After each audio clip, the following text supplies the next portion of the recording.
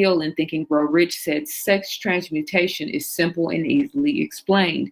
It means the switching of the mind from thoughts of physical expression to thoughts of some other nature. Why is this relative? Because this is a part of the discipline aspect of indulgence and discipline, right?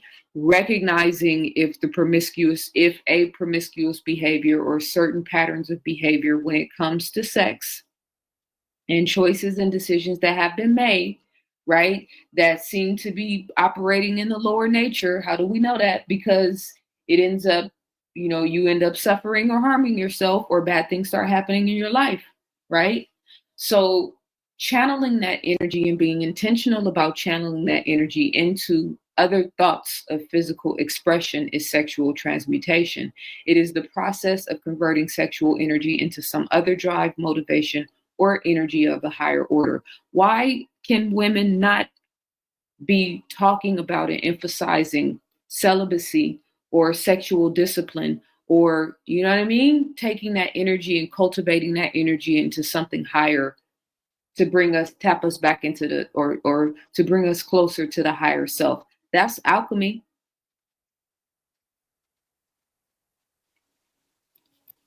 Anybody want married? Yeah, I don't. You want a monogamous relationship? Not monogamous, but I mean, of course I want married. I mean,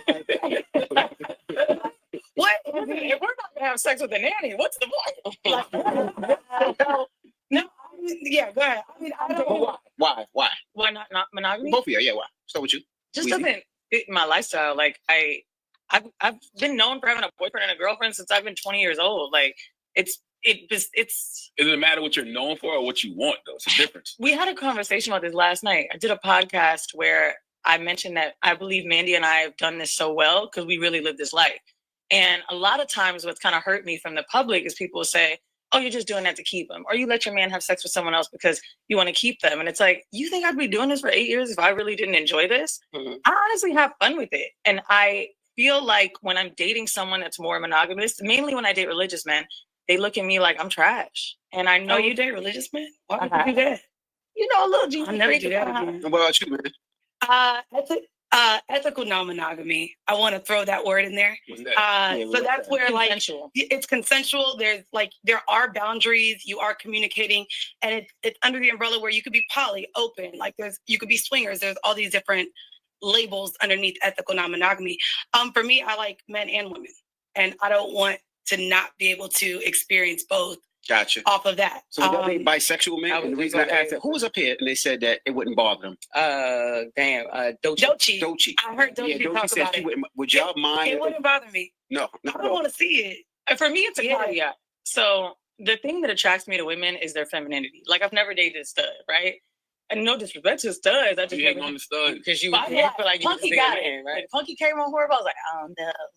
Is she cooking his Brittany Griner, the only stud we all got one. I want Brittany Griner. That's only as far as men, I love the masculinity of men. Mm-hmm. And so if I was dating a bisexual man, that maybe like homo thug. That's what I'm saying. Like they're so masculine. Homo thug. Give him ATL. Like so you wouldn't mind, but he just gotta be a thug. You want a thug on a thug. There's also levels to it, right? So I really truly believe every man has had some sort of experience. I think everybody a little gay. For real. If you a little kid. Walking porn with another a little gay. Like, there's a spectrum, the Kinsey scale. Everyone is not all the way fully straight or fully gay. Online? Yes, Kinsey. Like a little gay.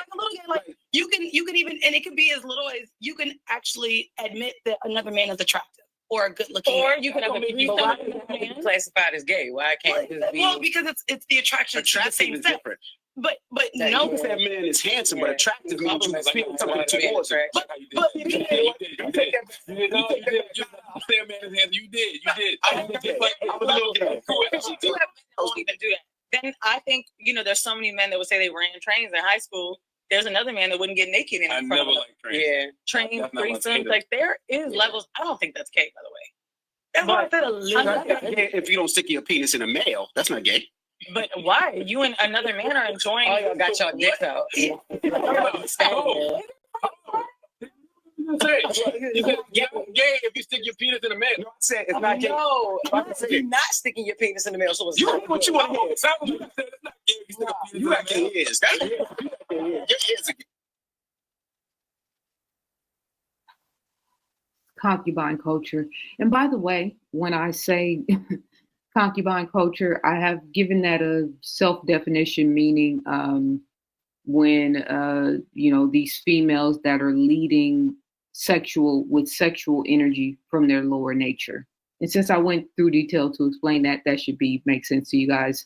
That's what I consider concubine culture. That's what I see and hear in a lot of these chicks. But first of all, the whole thing about trains, which I talked about in Plagues of Dysfunction, and men being in the room, even Lil Wayne, the situation with his baby having 2 females come in and have sex with him when he was 11 years old, while it's a whole bunch of dudes in the room standing there watching. I mean, that's borderline PDF file behavior, in my opinion. So, the trains thing, I think there is something weird and strange about that. And maybe when you're younger, when men are younger or males are younger, it's not as I don't know. I always felt that there was something there to a whole bunch of other men seeing men, sexually pleased. But the ethical non-monogamy, and then the men and the women, and then all of the different titles, the polyamory, the polygyny, the polygamy, I'm going to get to that in just a second. But this is a great representation of the splintering of the self, which, going back to the Kabbalion, which I always reference, the closer you are to the center, the freer you are. The further you are away from it, the more in bondage you are.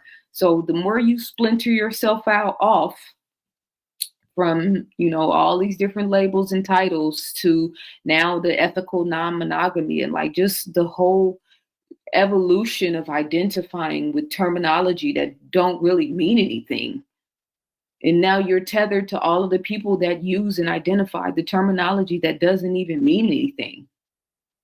It's like we need critical thinkers. We need girls and females that see this silly shit and that are like, nah, I'm not going in that direction. This doesn't sound appealing or righteous to me. We got to be able to have sex with the nanny. And it's one thing, to each his and her own, right? You can do whatever you want to do in the privacy of your home. But you on the Breakfast Club that has a very large audience, a very large urban audience, a very large Black woman, female audience, and young people as well. And you're promoting this, the whole concept of everybody is a little gay. No, some women are only attracted to men, sis. And some men are only attracted to women. And I think we need to be a little bit more adamant and persistent in emphasizing that point in 1,000 different ways. Because, I get it that the revolution of sexual orientation and people feeling proud and to represent their way of life and their choices. But you're not going to splinter off those of us who are striving to be the closest to the center. You can't splinter me off or put me in a category or divide me with a pronoun, or none of that. That ain't got nothing to do with me.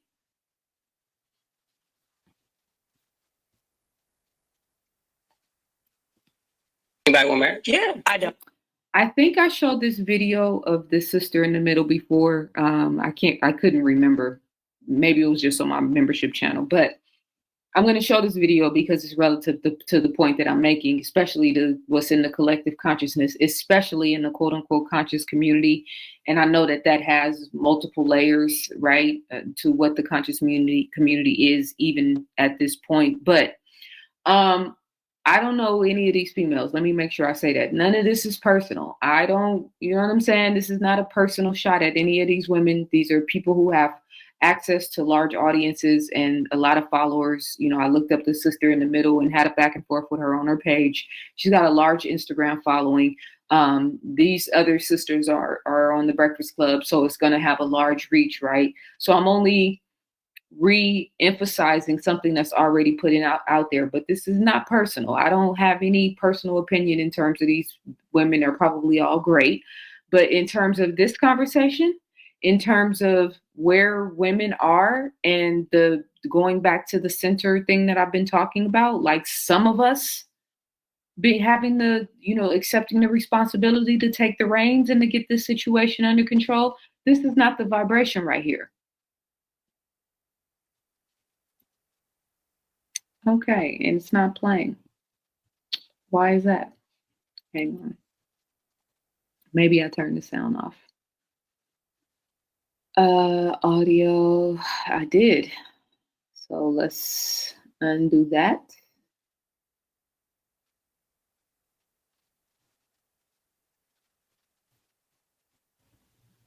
Back one more. Yeah. To explain what my life looks like as fuck, y'all, but I know that many of you don't understand what that means. So I'm going to draw you a diagram to explain what my life looks like as a solo poly person. So I am at the center and I am my primary partner. There are people who I'm exploring, people who I'm dating, my friends with benefits who I'm romantic with and sexual with, my lovers who I'm sexual with, my partners who I'm 10 toes down with, satellites who come in and out of my life, and playmates who I play with in the kink and swinging spaces. My life is filled with so many beautiful people who love me, care about me, and all of our relationships are slightly different, but the love is the same. And when it comes to my sexual partners, of course, I am protecting myself by getting tested regularly. I'm currently on PrEP, and I give my partners my test results, and we talk about what our sexual experiences are to make sure that everybody involved is protected. Because if I were to do like other lines from certain partners, they have connections too, wives or husbands or other partners that they interact with. So yes, it looks like a lot. Yes, I can keep up with it all. Yes, I have calendars. Yes, I make time for all of them. Yes, we communicate. That's a part of being poly. Lord have mercy. Now keep this, everything she just said in mind. I feel like I did another video and showed this, so I just, emphasizing the point of the whole graph. You saw her graph, right? Now watch my graph.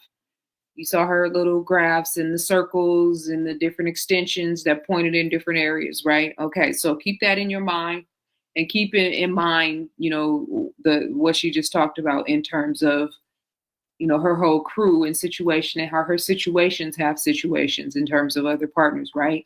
She also says she's on PrEP. What does that mean?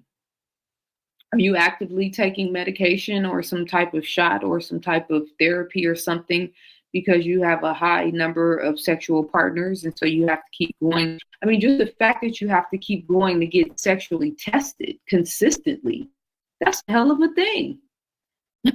I can't, I'm all, don't get me wrong, I'm all for safe sex 100%. Like, yeah, you should know your status and all that good stuff. But like, to have to consistently be going back and taking tests to make sure everything is okay, doesn't that imply that maybe there's a way of life or behavior that might not be in your best interest? And then the on PrEP thing, you know what I mean? What is that? And I could have looked that up and looked into it, but I didn't, because the other point I wanted to make about this is women and girls have really lost. Hold on. Have a drink of water. I don't mean to paint with a broad brush because I know this doesn't apply to all of us, but in the world of social media, a lot of females have really lost the science and the aura of mystery and mystique. So even if this is your way of life and your way of doing things, why are you telling the world?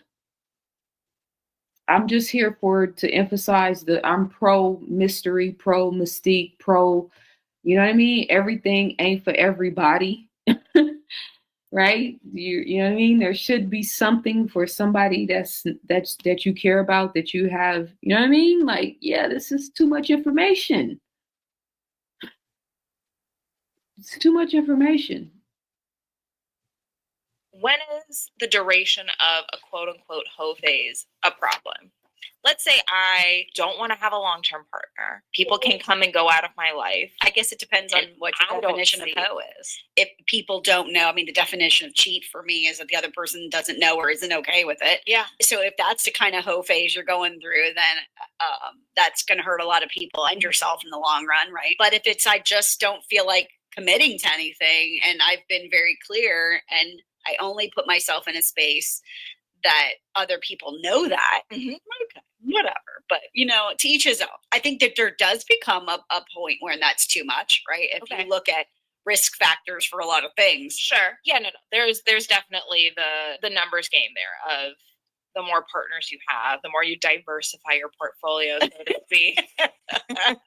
You're just asking for more risks. There are that's more, all, right? It's the nature of it. There are more risks. That's not a value Right. statement. That's a neutral statement.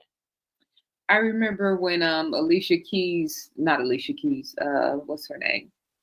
Stephen Curry's wife, Aisha Curry, when she was doing an interview about something and she was talking about getting attention from other men the way her husband gets attention from women, and everybody went crazy talking about that's why I saw all these females talking about that's why you need a whole phase. You know, you basically saying you have a whole phase where you have a whole bunch of men so that once you settle down, you get it out of your system, right? You don't need it.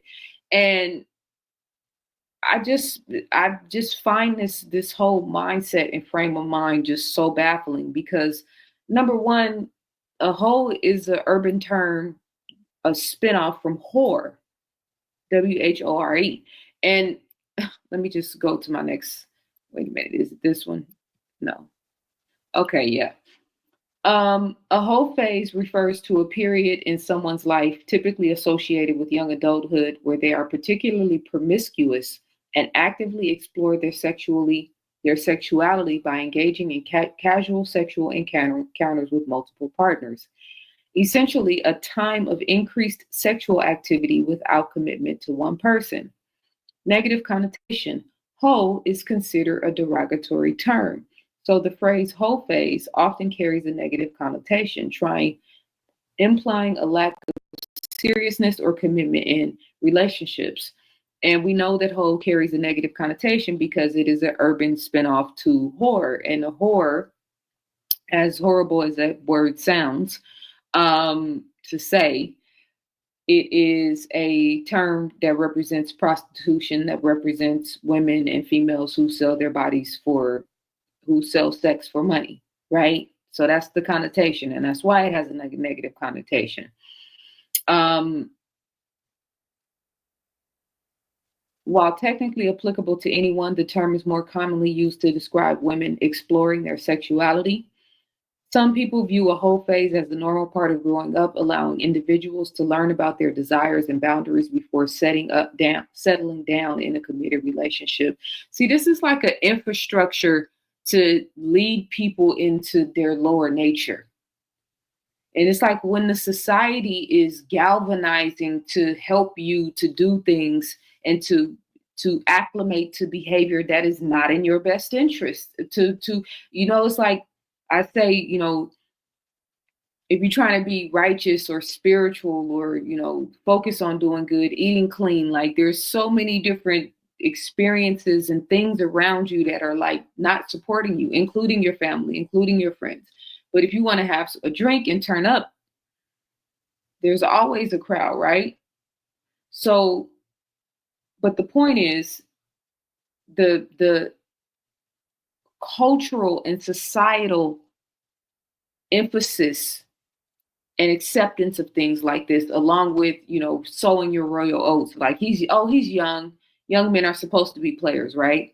And when you go back to the video I did, part 1 of indulgence versus discipline, it's like, yeah, but a man, if he is, goes through those promiscuous phases, no matter what point of his life is, like it's depleting his life force energy. So there's that aspect of it.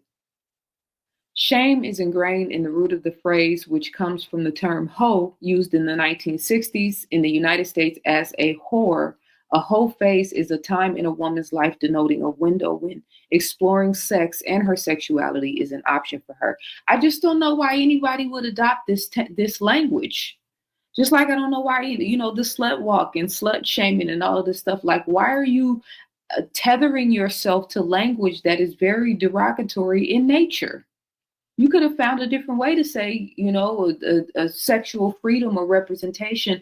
That's why, it's kind of like you kind of telling on yourself by using this language. Again, higher self versus lower nature. Lower nature is just like, yeah, I want to be a hoe for a minute.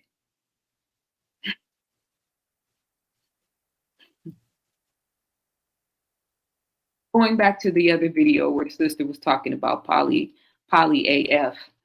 So polyandry is the state or practice of having more than one husband or male at one time. Polygyny is the state or practice of having more than one wife or female at a time. Polygamy is the practice or custom of having more than one wife or husband at the time. I had to double check that one because the actual definition, we think about polygamy is more so veered towards the man, but I checked it multiple times and apparently that's the actual definition. And then polyamory, which is what she was talking about, the practice of engaging in multiple romantic and typically sexual relationships with the consent of all people involved. Now remember her chart. Take a moment, bring it back to your brain. I'm going to drink some water real quick. So I've often talked about the fact that we as electromagnetic beings, mental, spiritual, emotional, physical being, you have your vibrational resonance and you only have so much of those four aspects of yourself in the fullness of yourself to give, whether it's work, whether it's business, whether it's family, whether it's community work, whether it's your partner, whether it's however you're functioning in the world, there's only so much that you have to give. And on a day-to-day basis, there's only so much you have to give. So this little pie graph, moving pie graph, represents the different fluctuations of energy on a day-to-day basis based on work, business, school, like the normal stuff that all of us have to do, regardless of what your sexual capacity is. Just the day-to-day stuff, dealing in this world, not to mention 2025, oh my God, what the hell, right? So we're all dealing with way more than we realize in terms of that. More on that in a different video. But the more people that you add into your intimate space, the less of this pie graph diagram gets applied to and directed towards yourself. So you have 2 partners or 3 partners or 5 partners or 10 partners or 15, like the sister in the previous video said, right? What is the probability of somebody that is that sexually active with that many different spirits and energies and frequencies on a continuous basis is mentally, spiritually, emotionally, and physically stable and balanced and operating at a high frequency? No disrespect to her. I don't know her at all. It's just mathematics, in my opinion. The equation, the fractions, and the, you know what I mean? Division and subtraction of it all. So, well, we have this whole movement of men and women, and you notice a lot of these relationships, and sometimes they end up being cults. Sometimes they're, end up being, it's the lower nature of a lot of these sort of breeding institutions. Like there's a sexual cult energy in some of the yoga spaces, right? They've been exposed. You can find 20 exposés on Netflix right now. There's a whole movement and push on YouTube and social media in terms of promoting polygamy, right? And then there's a whole other aspect of people coming forward after having been through crazy experiences in these type of spaces with these type of popular guys and gals that everybody was cheering on and saying, yes, that's the way. They're the pinnacle. He's got 2 wives, 3 wives, 4 wives, and it looks wonderful. And this is how it always was. And now he's in jail serving a sentence. And nobody is dissecting all of the different pieces of all of these things and whether this is healthy for the collective conscious. Because it doesn't matter whether it's a monogamous or a polygamous or a open relationship. Everywhere you go, there you are. Everywhere you go, you're still bringing yourself to the table. So your energetic vibration and resonance is going to attract a equally yoked monogamous partner or a equally, I don't even know if I could say equally yoked in terms of the splintering of the relationships, because then it's not even about being equally yoked. It's about being open and free. You see what I'm saying? So there's levels to this. So those of us that are aspiring to be more mentally, spiritually, emotionally, physically grounded, lighter in all of our affairs in terms of the density of this reality in our physical bodies and the way we think, the way we operate in the world, are not going to be freely giving ourselves to a lot of different people. It takes discipline. It takes discipline to be celibate in the world of where there's apps where you can go online and set up a profile and verify yourself and connect with somebody in the same city in close proximity to you the same night and hook up and actually have sex. That is mind blowing to me. You talk about casual sex. I'm not having no random sex with somebody I don't know. And I'm not kissing somebody that I don't like. So there's a lot that has to happen before I get on the app and hook up with you and see a picture and you look fine and you handsome. And then the next thing I know, we in the same bed. I beg your pardon. This hookup culture, this, you know what I'm saying? But look at the parallel of the hookup culture and all of this, all these different, you know, again, splintering in relationships, splintering in identification, right? And the parallel is the depression rates are skyrocketing and the suicide rates are skyrocketing and young people, millennials aren't happy and nobody's happy anymore. And, you know, people are avoiding their lives and living vicariously through social media, and that's increasing the depression and the anxiety, etc. How often are we seeing that said? Every day. So what's, you know what I mean? The imbalance in the sexual energy is affecting the imbalance in the spiritual energy, the imbalance in the mental energy, the imbalance in the emotional energy. It's all a system. It's all connected. So now juxtapose this image. You see the soul body or the chi body, the physical body, and then the spiritual body. These three different electromagnetic fields and auric representations, the physical, then the soul and the chi body, and then the spirit body or the higher self, the soul that's connected to the all, right? The physical body represents the individual, you know, life experience here, the Zaza experience here, but the spirit body represents the soul that is infinite, that has lived forever, just here God having a human experience called Zaza Ali. And then the soul and the chi body is that life force energy that makes me who I am in this lifetime. So we've got all these three magnificent, powerful, miraculous things taking place within us. And we out here talking about whole phases.